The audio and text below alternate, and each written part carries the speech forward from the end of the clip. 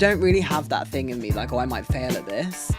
If I am failing at it, it's because I'm not finished yet. I think a lot of people also might assume if you're not making any money, then maybe you're not working hard enough. But actually, this year I've made the most money I've made ever.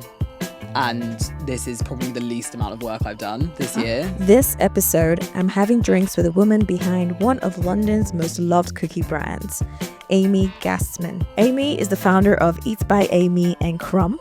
And this week, she shares what it actually takes to build and grow a food business. We talk about scaling a brand, hiring a team, the role of social media, and why success often takes longer than you expect. So pour yourself a drink and enjoy.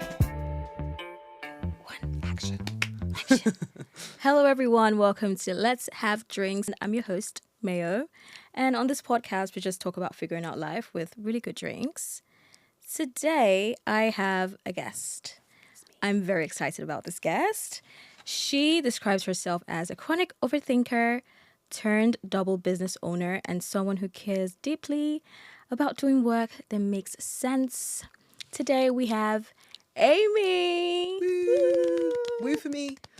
Welcome to the podcast, Amy. Thank you. When I decided to start this season, because I got bored of the last season, Yes. and I was scrolling through my TikTok, I was just like, I have to have Amy on here. So it actually really means a lot Aww, that you decided to come. Yep, I'm here. It reminds me of, I don't know if you went through this, where you meet someone on Facebook and you're like, oh, we should meet in I've real never life. done that. Sorry. You've never? I have never made an internet friend and met them. I don't think so. Anyway, I'm trying to think if I made any internet friends. I've maybe like in the influencery food world where you just kind of know you end up meeting people by accident. But I've never met somebody. That was my life. Yeah, at a point. I meet someone on Twitter. I'm just like, we should hang out, we should have drinks. We should have I know that is a thing, especially on Twitter. Yeah. But I never did that. I was never on that side of Twitter. So you just made friends in real life. Yeah, the old fashioned way. Yeah. What about with dating though? Using dating apps? It's kind of similar. I guess that is similar. Yeah. I wasn't a big dating app person at all. I'm not really made for apps. So. Anyway, we met on the internet and we decided to meet each other today to talk and have drinks. Yes. So, I don't know what that says about stranger danger, but Well, I mean, oh God, you could have been a serial killer. I You still could could be. have. You still could be. I don't think I have the personality my face. No, doesn't you give don't. that, and you don't give that No, either. I'm not either. So it's yeah, okay. and also we have this large internet presence. So Yeah, if people would anything goes know. wrong, everyone find Amy. Everyone would find she out. took Mayo away, and yeah. So yeah, thank you for coming. How was your day? Thanks How's for your day having been? me. We're in the weird, I don't know when this is going to get released, but obviously we're in the weird betwixtmas season. So I haven't really done anything. I woke up this morning, I had breakfast, and then I blow dried my hair and came here. That was it. Honestly, if not because we had to record today, I Yes. would be on my bed. Yes. Doing nothing. Yes. Well, I love this season of the year where Christmas is over, it's New Year. Everyone is looking forward to New Year. Yes. But we don't know what to do to ourselves. Yes. So we just eat Yes. and rot. And drink. I mean, we're doing that today. Yes, exactly. And just chill. Yes. Which is amazing. So I'm happy that you decided to just leave Venture your house out, yeah. and come here. I'm happy for me too, because coming here was just long. Where do you live? Sorry, take that. Don't include this bit. Oh no, I live all over the place. I'm in London, I'm in Birmingham. I came from Birmingham today. From Birmingham? Yeah. Oh my God. I said for Amy. For me, I will come I'll get from on that Birmingham. train. Well, thank you. You're honoured. welcome. You I see didn't how come much that I far. cherish and respect you and what you do. Thanks. So let's just kind of get into it with the drinks today. Yes, let's. Today we're having wine. Okay. And we're having the Chin Quinta do Ermizio. It's a Portuguese wine. It's Portuguese, Yeah. yes. It's 11.5% and it has crisp green apples and citrus notes. It's dry with a little natural spritz, and we added soda water. Amy came up with this drink because we couldn't get a cocktail made today. But yes, can't complain. Cheers. Cheers. Chin chin. Let's try this. Oh yeah, that's lovely.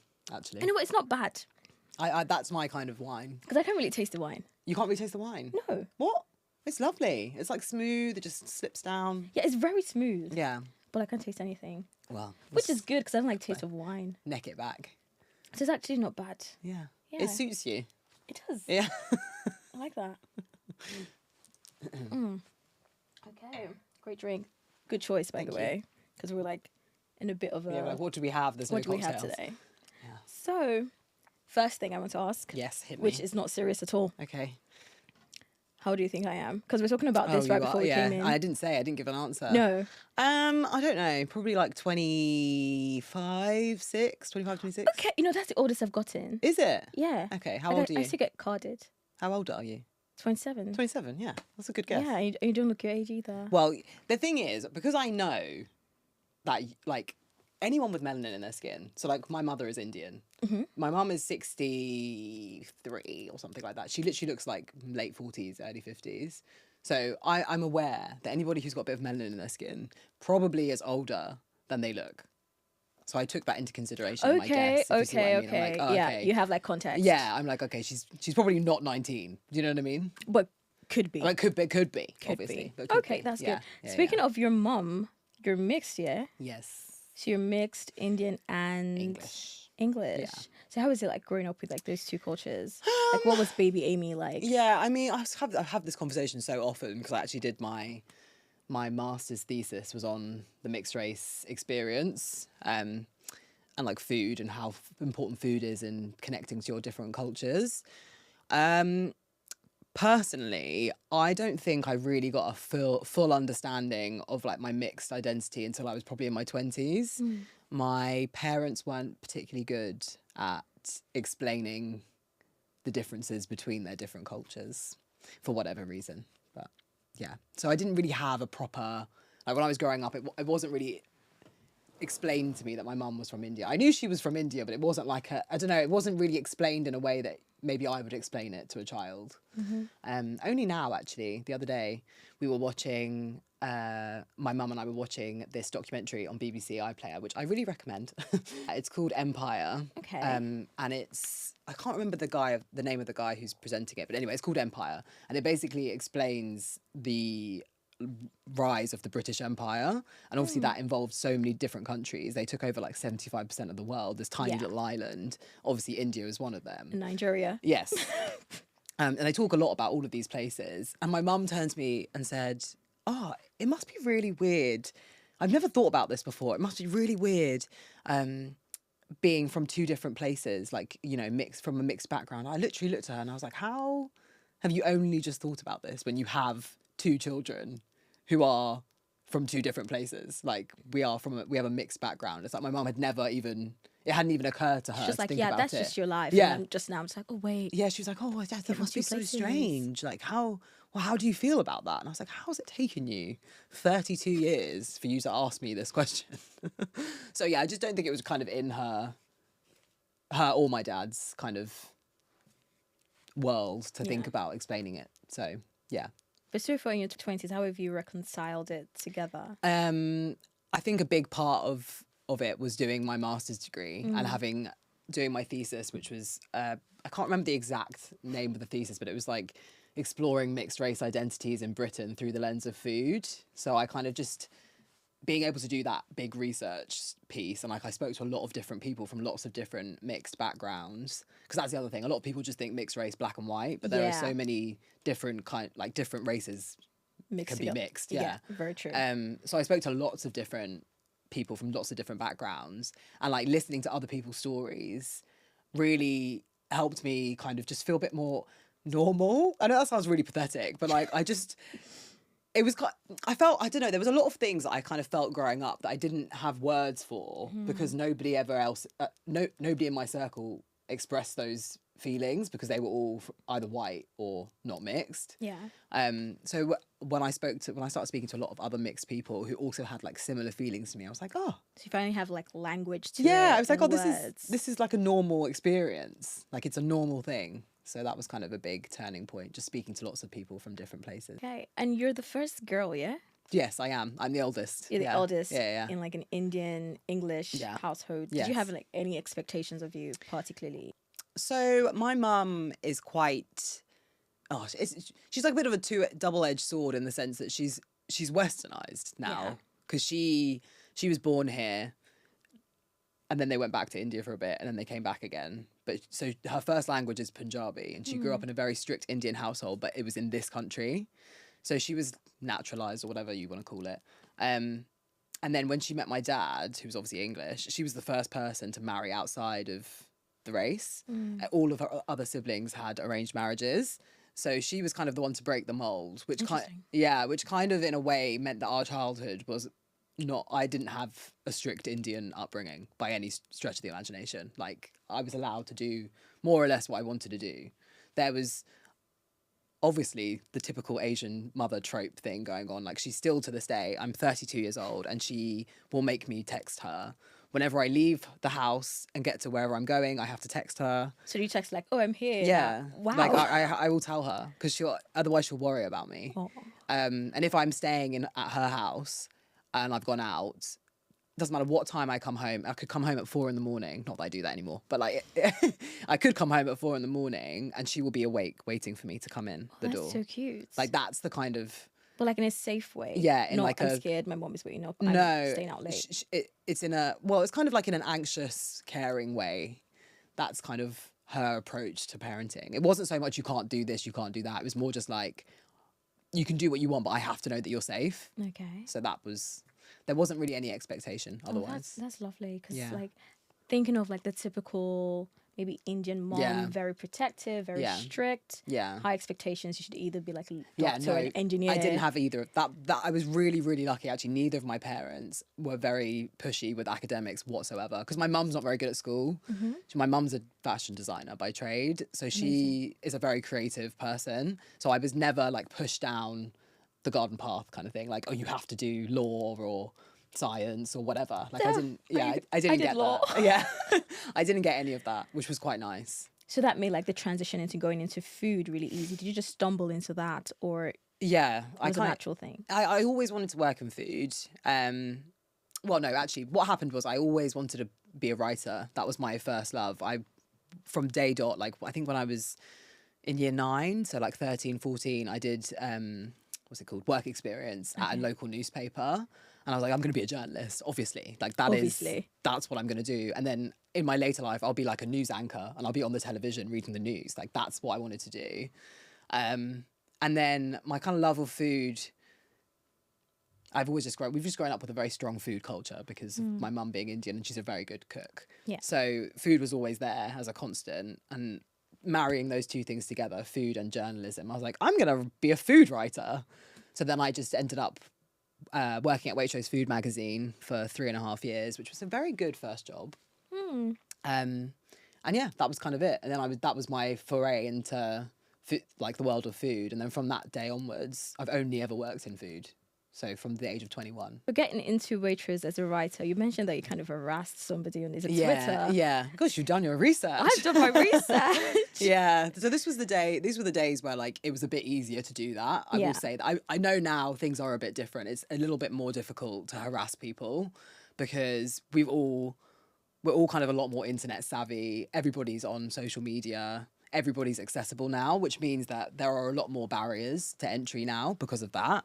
But when I was starting out, what year would that have been when I did that? Maybe like 2014, I think. 2014 or 2015 is probably when I did the work experience. So that was like early days in terms of like social media and like Twitter and stuff like that. So I remember I emailed them first, didn't get a response, and then I just harassed them on Twitter constantly. I was just atting them. It's quite interesting then how easy it is to access people there, because I can tell the amount of jobs I got off someone on Twitter is doing this. I'm just like, oh yeah, I'd like to do that. Just like, okay, come and be a fashion writer, because I actually started as a writer too. Oh, cute. But in fashion, I thought I was going to be a fashion designer. Yeah. Or something.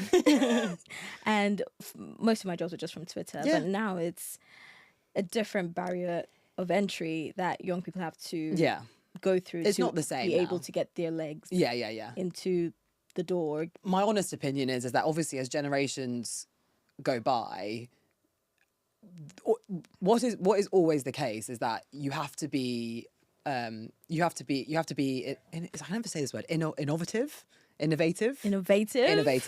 got to be innovative with your ways of getting to the person that you're trying to get to. So back in my day, using Twitter was innovative. Yeah. It's not anymore. So young people of today have to figure out their version of that. There is a way to do it. I mean, I don't know what it is, but like, I'm not a young person anymore. So, Really? well, yeah. You don't consider yourself young? I'm not a young person who's starting out anymore. No. So What would you say as a young person? Like 18? I like, you know, I'm, you know, I don't know, like 18 to 25 probably. Really? I would consider us young. I'm not old. I'm not old. I just think thankfully I'm out of the stage of like, I'm not so much trying to find my feet anymore. Yeah. I'm in a more leveled out version of myself, both career and personal wise. So that's So what I like mean by that. young people are just like people that are just starting to figure it out. Yeah. You know, if you're like doing your A levels or doing your you're young. GCSEs or just finishing uni or whatever, you don't know what you're doing yet. You have not Very a clue. true. Very true. That phase of my life is very much done. Amazing. Honestly, I don't want to go back to that phase of my life. Me neither. It was dreadful. I hated university. This is a message actually for all people because I feel like it's shoved down our throats that we have to love university and it'd be the best experience ever. I mean, you know, it's crazy nights out and the rest of it. I didn't have that experience. I hated it. I think I had with uni, I had a pretty okay experience. I hated the school I Where went to. did you go? I went to University of Lagos in Oh, Nigeria. Lovely. So I hated every minute of it. Is it different? For like you probably don't know because what's the vibe of university in Lagos in Nigeria? It depends on the one you go to. So I went to a public university. Yeah. There you have your freedom. You can do anything. Now, private universities are very sheltered. Okay. So I went to like private A levels, private secondary. So I was private, very sheltered. Yeah. And then I went to this public university. And that was the most culture shock I've ever Really? experienced in my life. Yeah. I was so clueless for like the first 3 months. First, it was like, why can't I hear anything? Why are there so many people in the classes?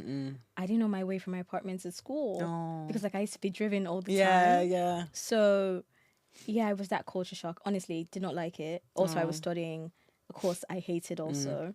But something I appreciated from there was I know that I hate this thing. Yeah. This is not for So, me.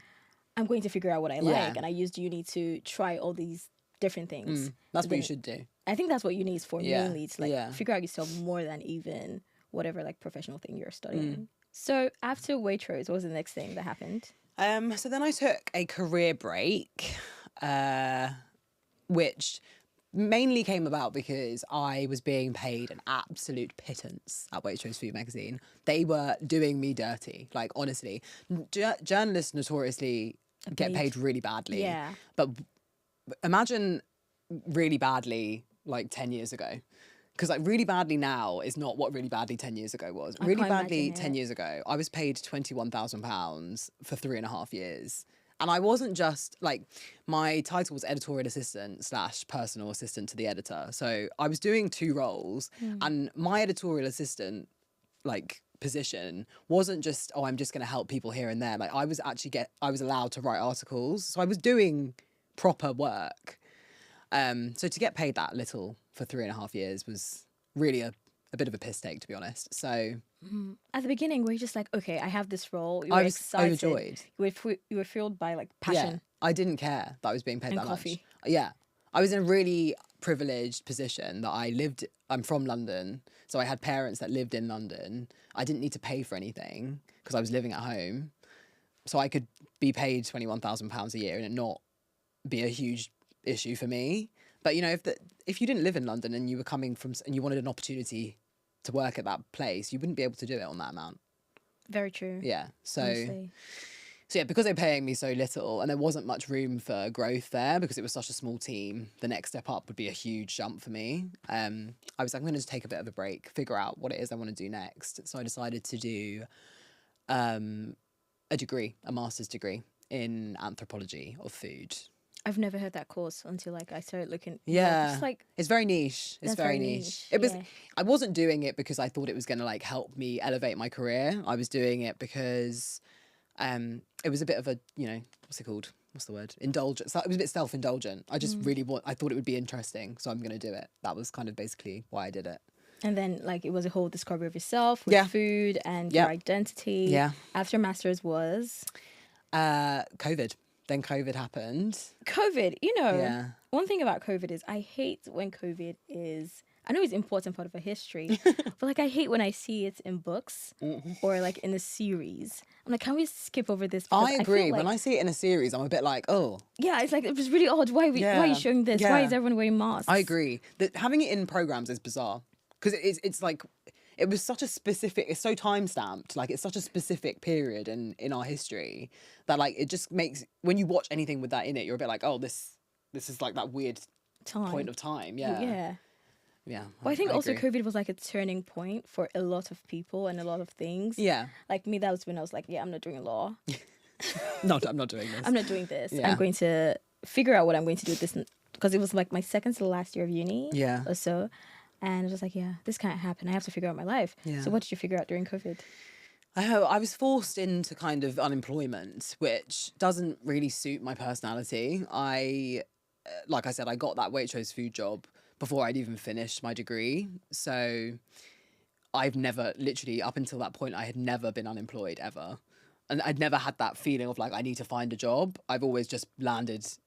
The job? Yeah, I've landed the job, landed on my feet. So I just felt very out of whack. I don't like transitional periods. I find them really difficult because I just get very antsy and concerned.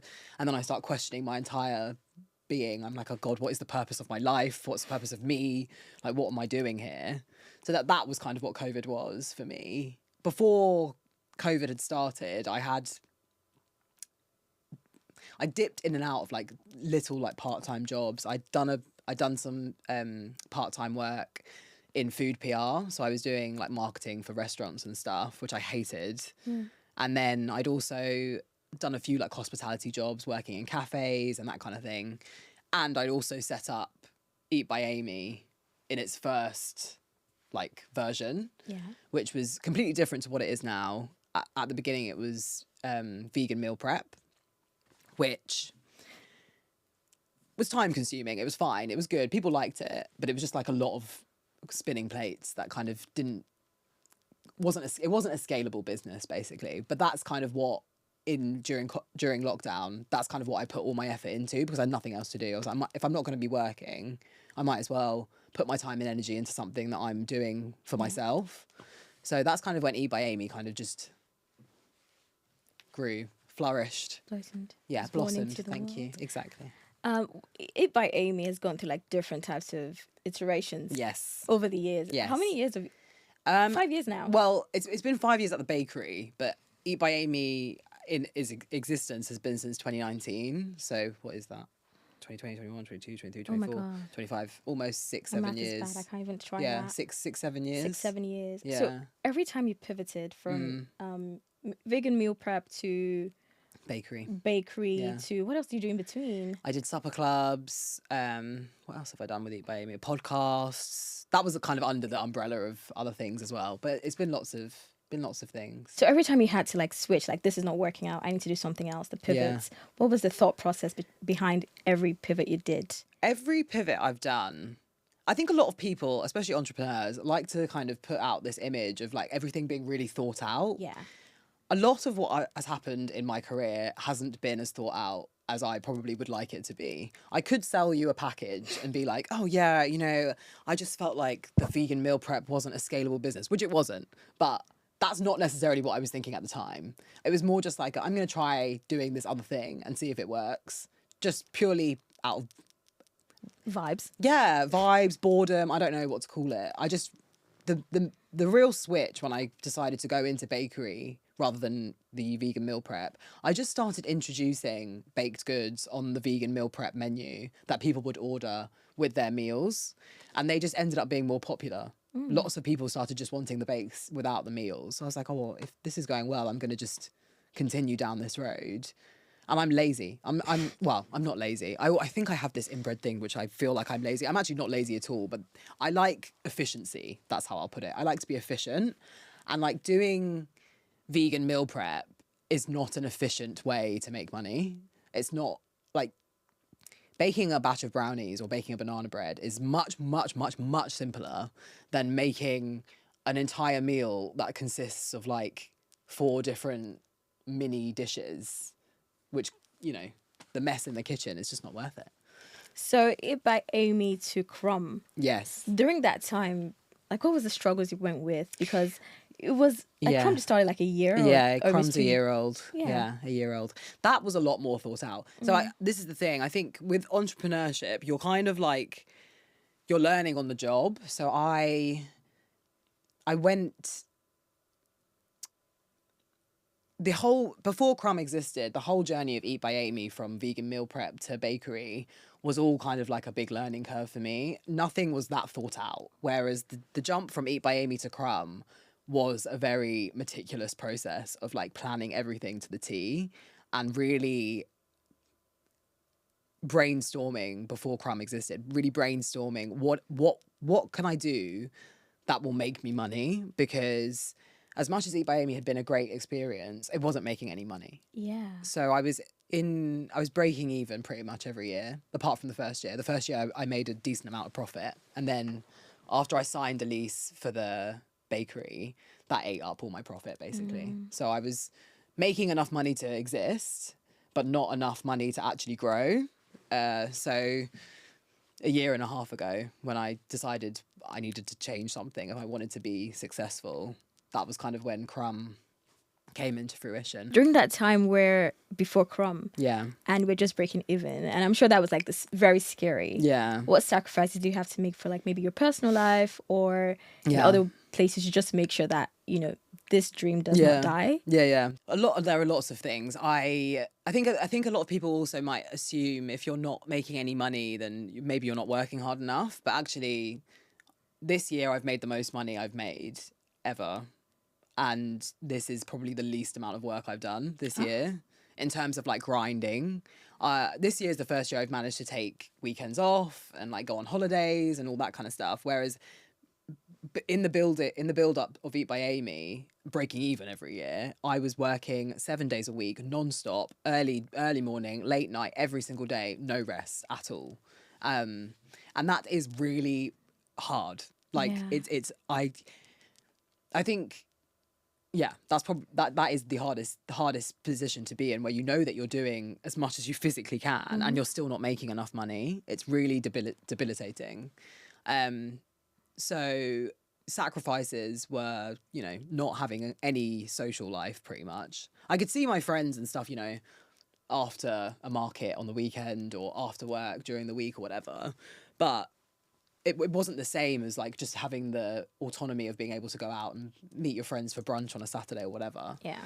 So there was that. There was the fact that I obviously without any money you can't really go anywhere. So I was stuck in my mum's house for way longer than I had expected to be. I moved out when I was before Eat by Amy existed.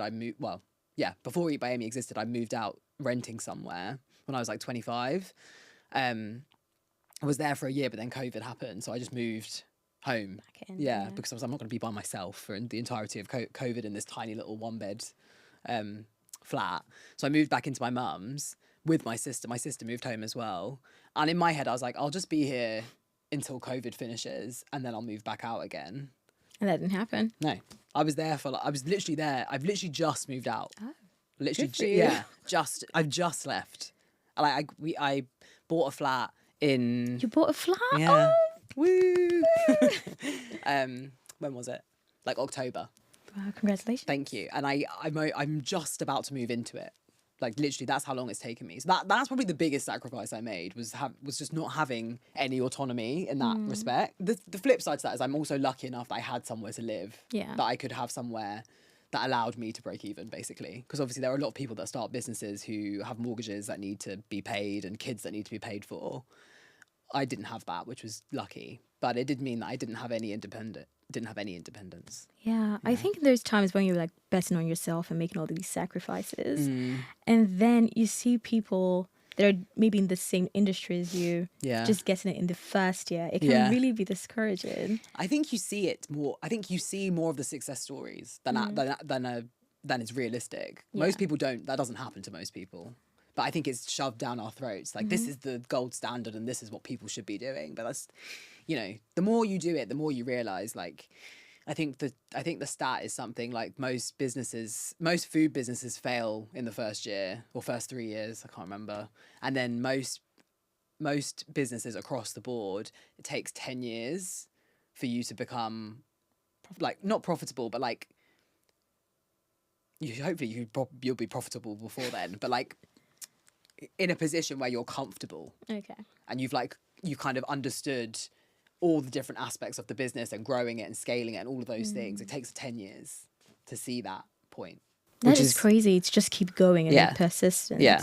Did you ever just get tired? Yes, like, I've been tired this whole year. That's why I haven't done anything this year, because I've just been tired, genuinely. Last year, in the run-up to opening Crumb, so Crumb opened in September 2024. From January to September, I was non-stop. Same thing of like 7-day working weeks, both trying to keep Eat by Amy running and project manage opening a shop, which is really difficult. I don't actually know how people do it when it's a bigger shop, because Crumb's tiny. Crumb's like a little hatch in the wall. So, you know, it's not a massive project in terms of like building and stuff, but it took it out of me. The whole thing was just the most tiring experience. So by the time that it got to the end of the year and the beginning of this year, January 2025, I was like, I am absolutely like burnt out beyond repair right now. And one of my main goals for 2025 was to find good work-life balance, because I hadn't had any for the last like 5-6 years. So that was my main thing this year, was just to be a bit more relaxed. And you did find it, yes? Yeah. So how is it like taking, because you took like December off and you took holidays. Well, December off was I didn't really want to take December off, but I did take December off because of my hip operation. That was forced rest. I didn't really want to do that. Yeah. I would rather have not done that, but it's nice that you were able to do it and then the business did not crumble. Yes, that is true. It was that is true. That's definitely true. Yeah, that's a much more positive spin. I was like, I didn't want to do it. But yeah, no, you're right. That is true. But no, it's been great. It's been really nice just to be able to enjoy my life. That sounds so pathetic, but like honestly, I really don't. I've been doing this for a while. Yeah, I just don't feel like I have had much joy until very recently, which sounds really sad. It sounds like I'm really upset. I'm not upset. I'm not upset.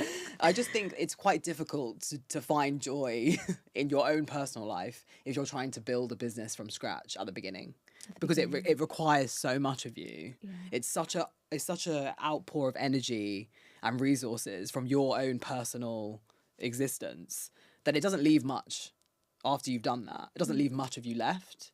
So this year's just kind of been about restoration. I like that. Yeah.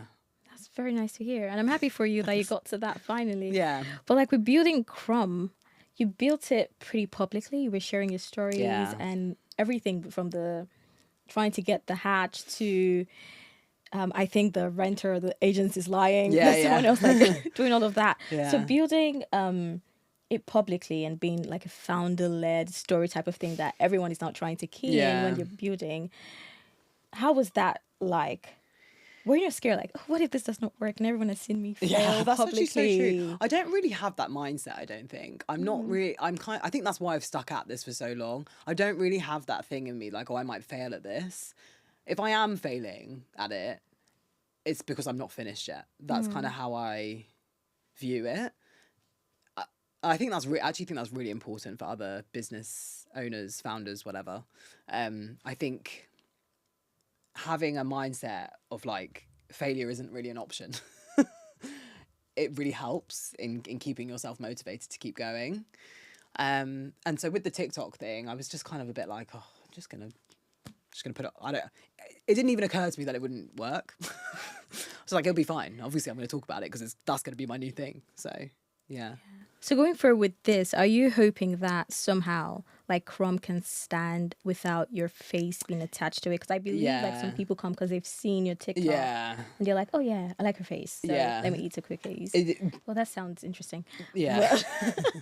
The idea was always actually that Crumb would be a separate entity. Eat by Amy, when I first started Eat by Amy, even though it was a vegan meal prep service, I always wanted it to be a brand.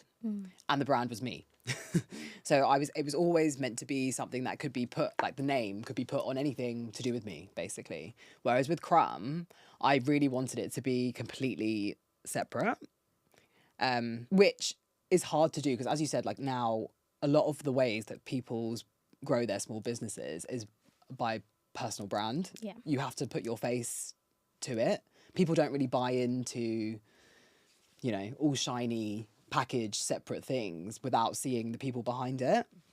So when I started posting like properly about Crumb on my Eat by Amy TikTok page, that was kind of when I saw the most traction. So, I mean, if it takes me yapping on the internet for people to go to the shop, I'm happy to do that. I mean, and then you got a billboard. Yeah, exactly. And a So, thumbs up. yeah. Yeah. Yeah. No, TikTok's great. It's a great platform. Once you get the hang of it, it does what it does what you want it to do.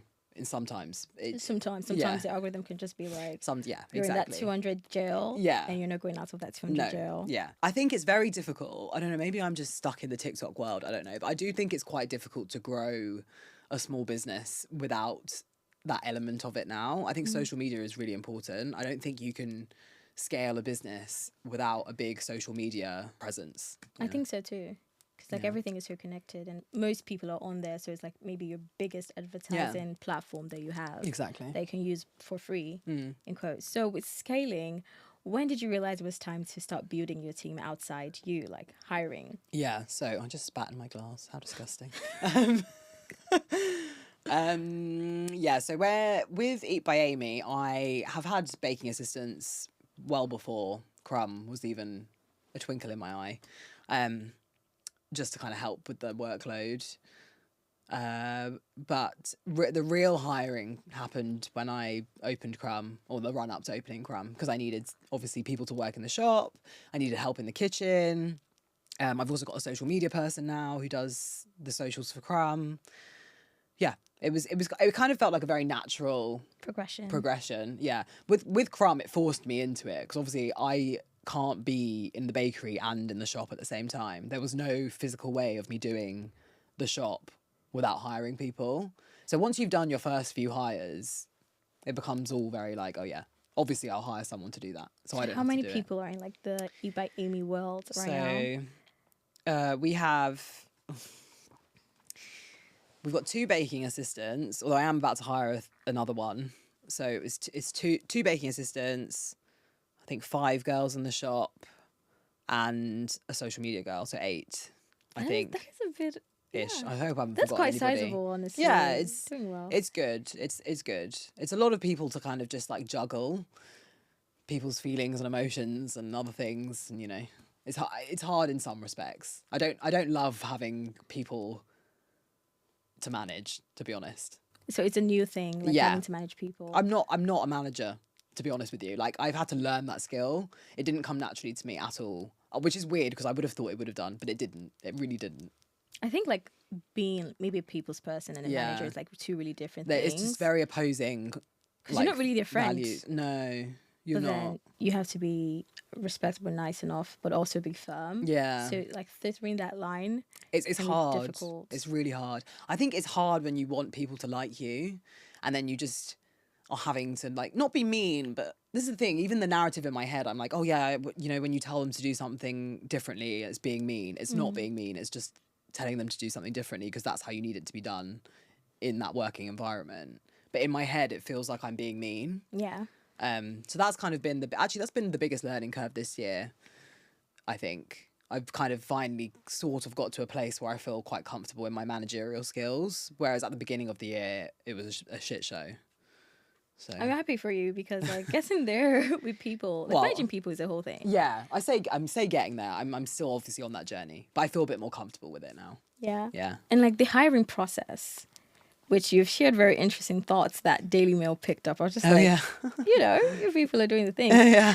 Still now, what do you think is like missing with Gen Z hiring? Because, I mean, I guess someone maybe wrote that Brat Summer thing because you kind of look like Charlie XCX. Yes. And maybe they thought it was funny. I'm sure, do you know what? I am actually not an uptight person and I'm quite happy to have a loaf, a joke and a laugh. That really doesn't sound like I am willing to have a joke and a laugh, but I am willing. I'm a light-hearted gal.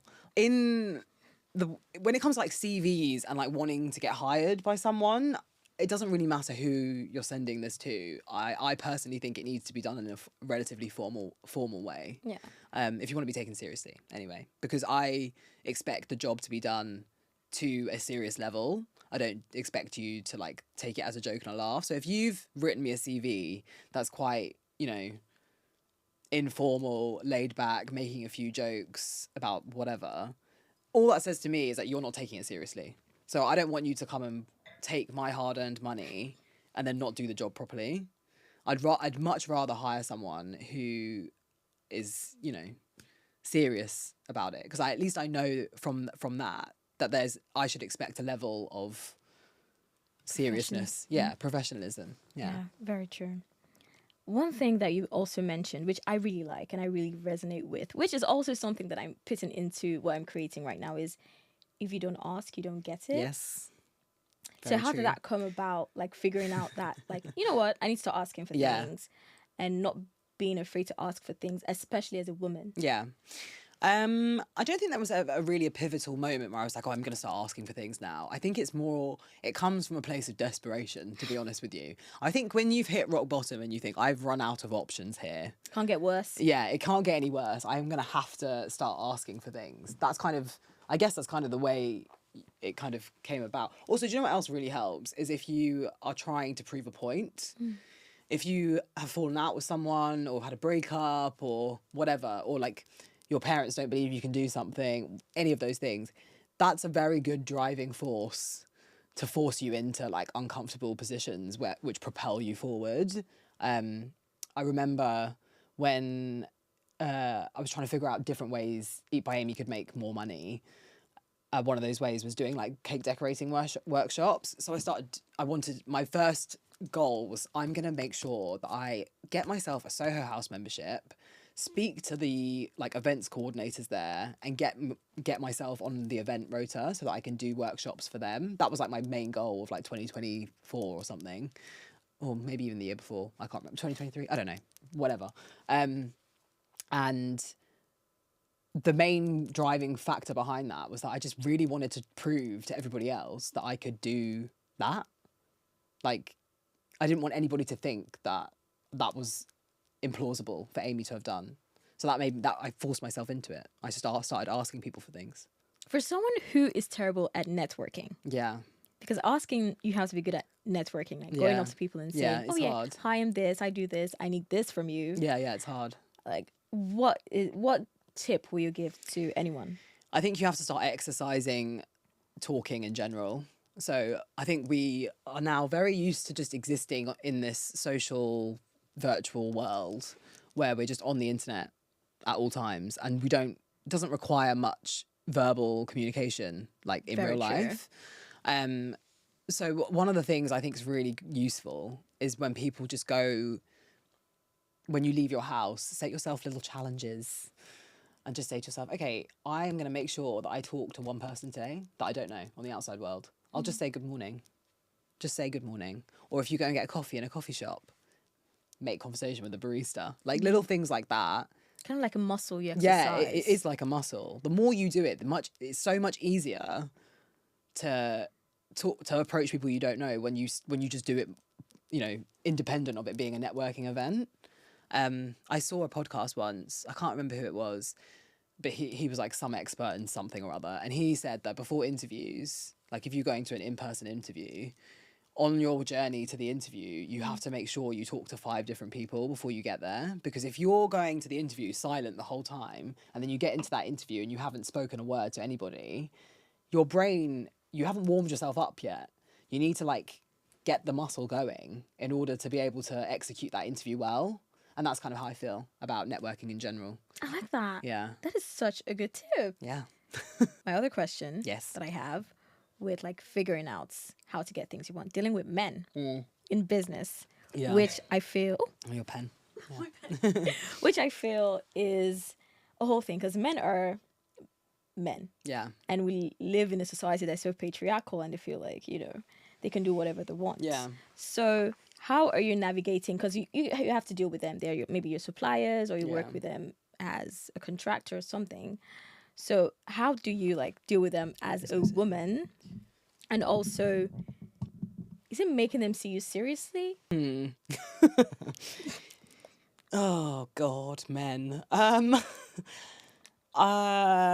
This is such a difficult question because I don't want to sound like I'm just, this awful man basher who just hates all men. It's not that. It's just that I find most men, especially in a business setting, to be insufferable. Like I do.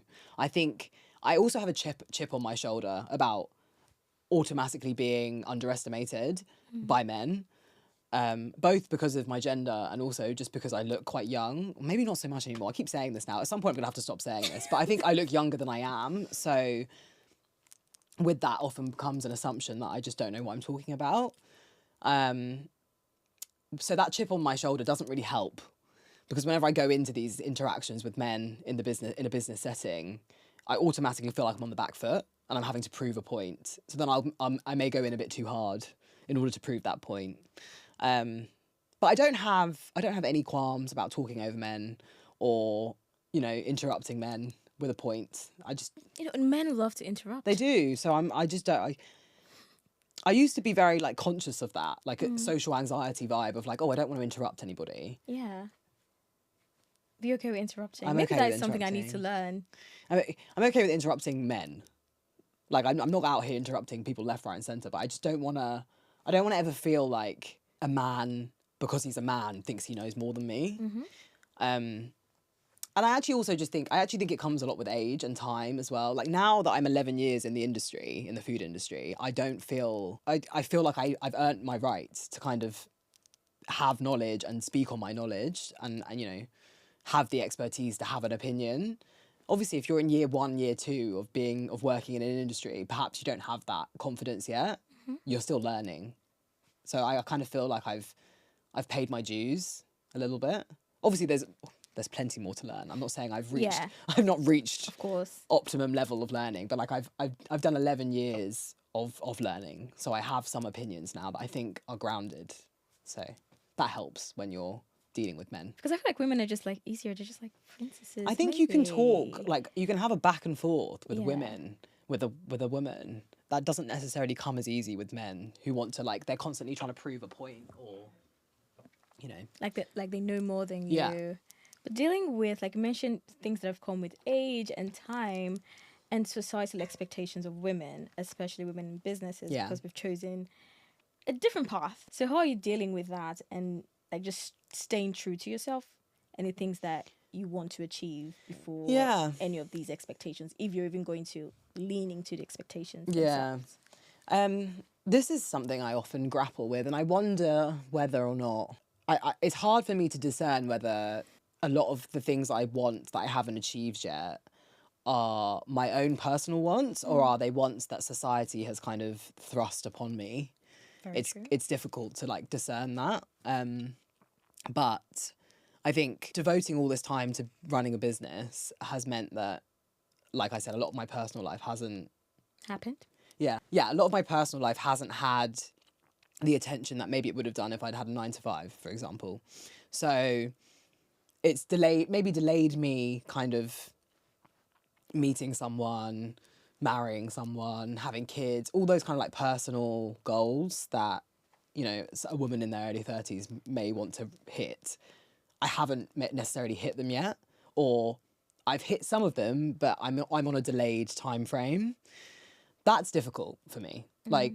It is hard. And I think the reason that it's hard is that I in my close friendship group, nobody else is running businesses. Everybody else has 9 to 5s. So a lot of them are all on that road that I'm not jealous of, but I do kind of yearn for. And I'm like, oh, that is something I want. That would be nice to have. That is something that I want, and that is something that I see for myself.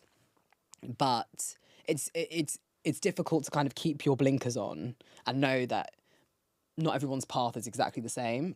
Just because I'm not having those things right now doesn't mean that I'm not going to ever have them.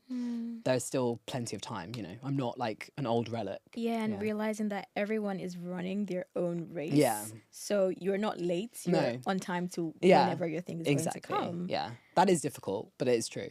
Yeah. Very true. Yeah. I had to learn that, especially when I was in uni, because I went to public school, so we had a lot of strikes. Yeah. And I think uni was supposed to take like 4 years because I came in through A levels, and it took like 5 plus. Oh, really? Yeah, it was long.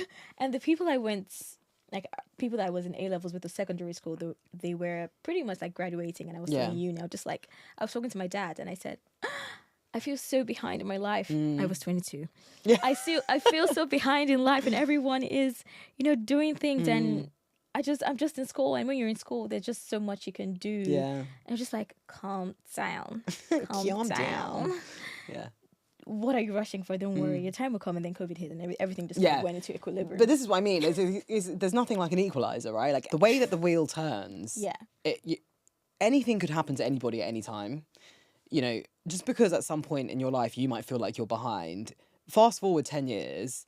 And you don't know what could happen. Exactly. Things can change anytime. Yeah, things could change. People who you think are way ahead of you can end up being way, way behind you.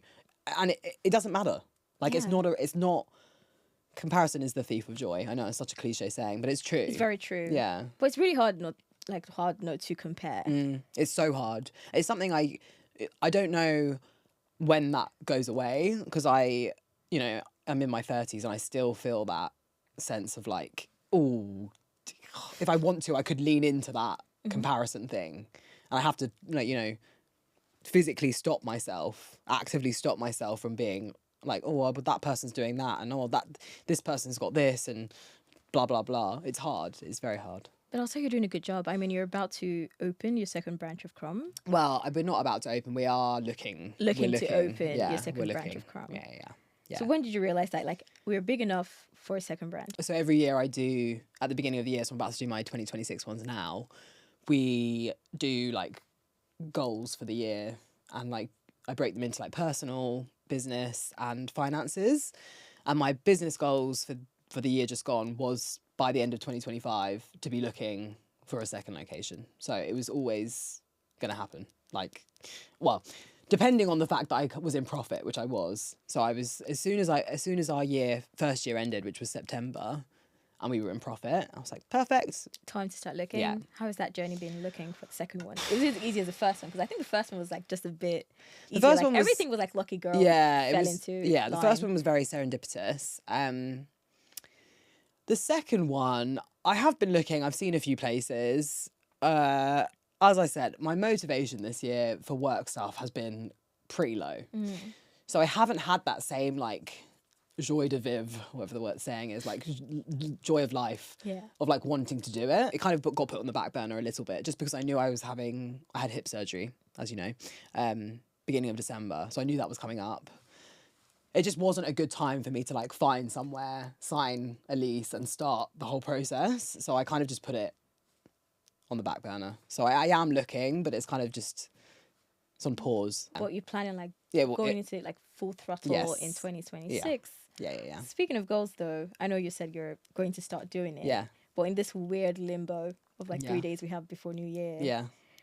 Do you want to share like 1 or 2 goals that you're thinking Yes, of? we can talk about that. So with goal setting, I think it's really important that you reflect on the year gone in order to see what that year was missing. And that usually informs what I'm going to goal set for the next year, basically. So I've done my reflections for this year. And I think my biggest takeaway was that I managed to really get that work-life balance back, which was a good thing. But with that, the flip side to that is, I think a lot of founders feel this kind of guilt of like not doing enough. Yeah. Like when you take your foot off the gas, you suddenly feel this sense of like, oh, but I should just be on 100 all the time. So I think one of my goals for 2026 is to find a better equilibrium between working hard and pushing the business forward whilst also being able to take a break. Because this year, whilst I had the work-life balance in the sense of like I had my weekends back, my motivation for work wasn't great. So I would like to be able to like reignite that motivation when I am working in order to like get the second Crumb open, basically. So that's kind of one of my main ones. What about personally? Personally, do you know what? I don't actually have many personal goals this year. My personal goals last year were really to like step away from my old romantic patterns that I had with men. And I really did that. So I was like happy about that, Tips, to be honest. share tips. I think my main tip is kind of just like, you don't need, I think you kind of, this sounds so bad, but the thing that really made me step away from my old romantic patterns was meeting a man that was just like not like anybody else I'd ever dated before. He really has just like been such a breath of fresh air for me that I just don't, I look back on like the old Amy and the decisions that I used to make as a single Amy, and I'm just like, oh God, ick. Like, I just feel icky. I feel icked out by the decisions I made. Like, you're just embarrassed. Yeah, like, I'm so it. embarrassed. I'm like, oh my God, like, you're so much better than that. And I'm not going to lie, I really just feel like the turning point was meeting him. Obviously, there was other things that came into play. Like, I've done therapy. I've done all the things. Ooh, therapy. Yeah. Woo. So I've done all the things, but I think the real turning point was just meeting someone who was just, like, a good human.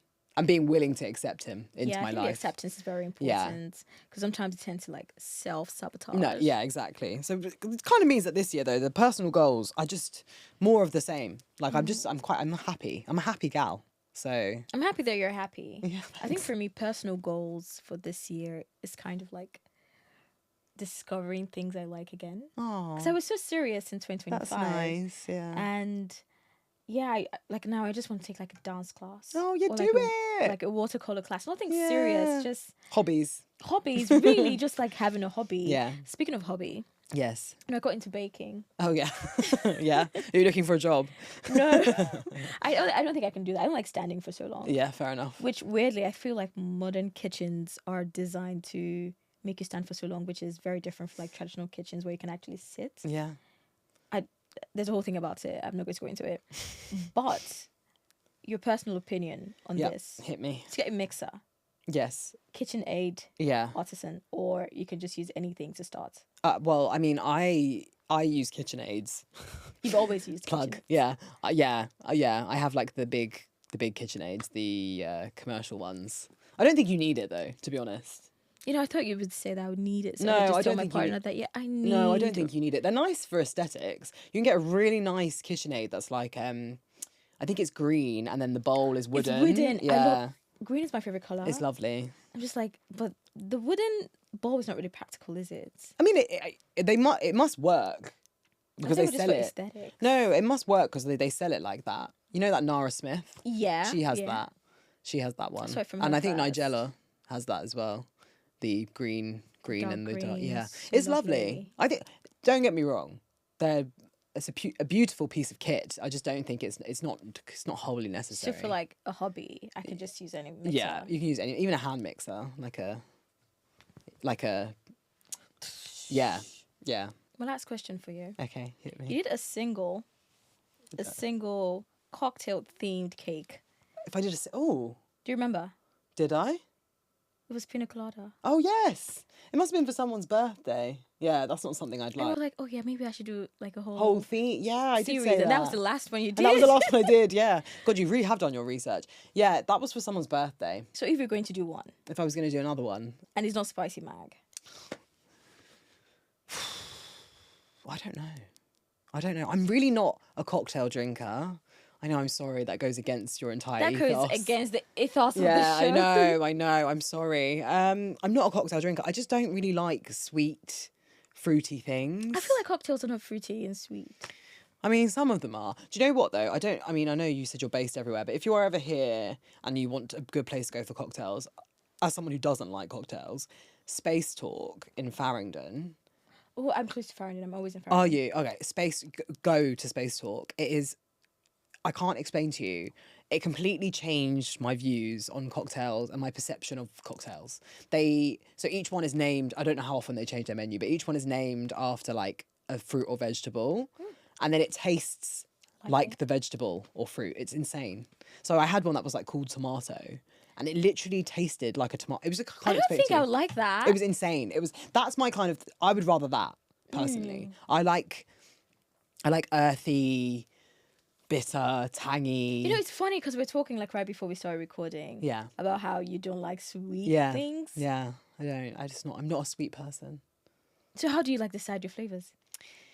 A lot of it is just getting my baking assistants to eat the flavors that I come up with, and the other people. Like I've got a good palate, so I know what goes together. So without me having made it, I'm like, I know that that's going to go, and then I'll just get someone else to. I will eat it too, but I'll get someone else's opinion. Okay, we've gotten to the end of this episode. Boo hiss. Thank It's you for been having me. Lovely having you here and talking about Crumb, your life, Eat by Amy, and I hope you have a wonderful, wonderful life. Thank you. Figuring it out as you're going, because I feel like Yes. we can't really fully figure everything out. No, it's a journey. Wishing you lots of luck. Thank you for having me Sure. in this very professional setup. See, it's a whole new thing. We're trying to move to a new level. Yes, leveling up. Love to see it. Yeah. So, bye. Bye.